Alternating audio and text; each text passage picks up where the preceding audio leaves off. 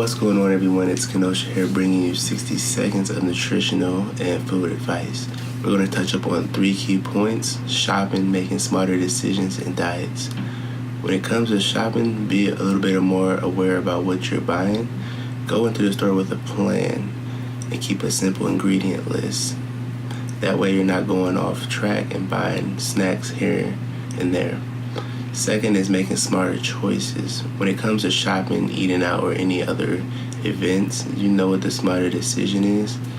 Stay away from carbs a little bit more. Shoot for your proteins and fats.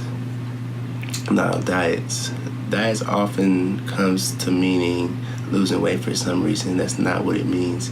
Diet is actually what you eat. So when it comes to that, find the right diet for you. Everybody's diet does not fit everybody else's plan, so it may take a little bit of time, but experiment with it. Like the post, comment.